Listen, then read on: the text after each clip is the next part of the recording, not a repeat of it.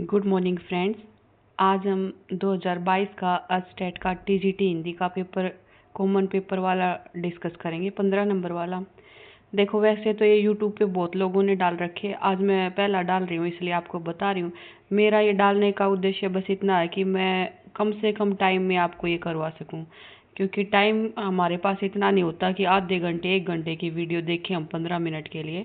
तो ये मेरा इसको डालने का बस यही उद्देश्य है कि कम से कम समय में आपको ये पीवाईक्यू मिल जाए और आप इनको अच्छे से पढ़ सको। तो अब हम शुरुआत करते हैं। ये 31 से अपना शुरू होता है हिंदी का।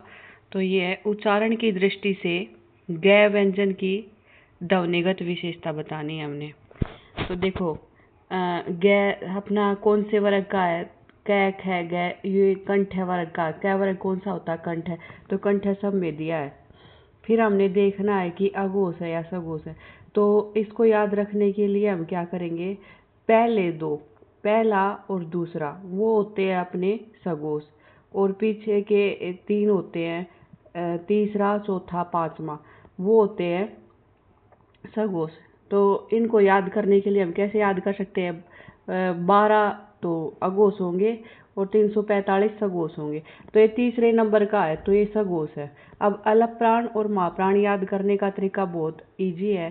सम संख्या है वो महाप्राण है, और जो विषम है वो अलप प्राण है। तो गै अपना विषम में आता है, तो ये क्या है? ये अलप प्राण है। तो इसमें कौन सा हो जाएगा? अपना ऑप्शन नंबर सी इसमें अपना हो जाएगा कि कंठ भी है, सघोष भी है और अलप प्राण भी है। तो अपना क्या हो जाएगा? ऑप्शन नंबर 3 इसमें सही हो जाएगा। अगला है अपना, वचन की दृष्टि से कौन सा युग्म सही है? Question number 32।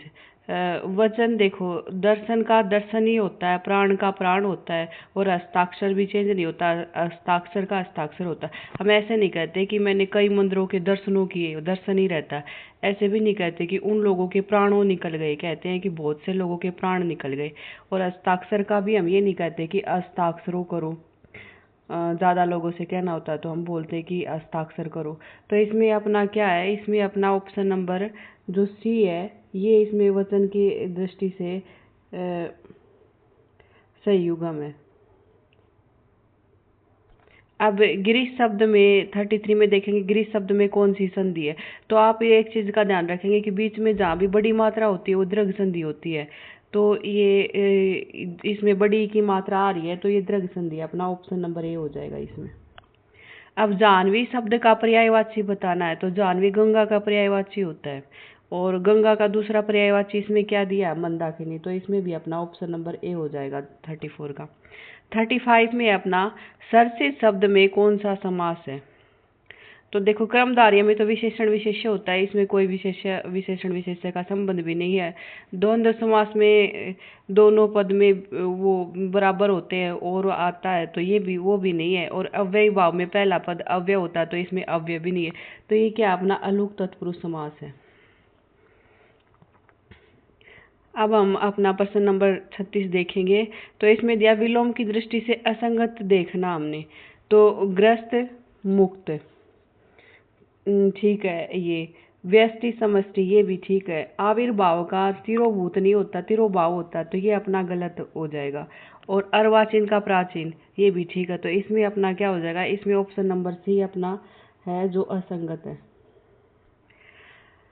अब देखेंगे हम अपना 37 नंबर का प्रश्न, किस विकल्प में परिमाणवाचक विशेषण का प्रयोग हुआ है? तो परिमाण होता है मापने तोलने वाला चीजों के लिए। तो प्रणव 5 किलो दूध पी गया, ये इसमें परिमाणवाचक है। अगले में तो संख्यावाचक हो जाएगा। तो अपना इसमें 37 का क्या हो जाएगा? ऑप्शन नंबर ए इसमें अपना ठीक हो जाएगा। अब 38 में देखिए, जिज्ञासा का सटीक समानार्थी शब्द बताना हमने। तो जिज्ञासा जैसे कुछ जानने की इच्छा, तो ज्ञानेप्सा भी जानने की इच्छा के लिए होता है कि ज्ञान की प्यास जिसे हो, उसके लिए ज्ञानेप्सा शब्द आता है। तो ऑप्शन नंबर बी अपना इसमें सही हो जाएगा। अब 39 में देखेंगे, यह आपका मातम्य है। वाक्य में प्रयुक्त मातम्य शब्द में कौन सी संज्ञा है? तो ये महान होने के भाव को बता रहा है, तो क्या हो जाएगा? इसमें भाववाचक संज्ञा हो जाएगी। ऑप्शन नंबर बी अपना सही हो जाएगा। सामने जो बड़ा सा घर दिखाई दे रहा है वह मेरा है। वाक्य में किस प्रकार का सर्वनाम है? तो घर को बता रहा है तो ये निश्चय वाचक हो जाएगा। मतलब हम किसी चीज के बारे में निश्चित बता रहे हैं कि वो मेरा है, ये मेरा है, तो ये निश्चयवाचक में आएगा।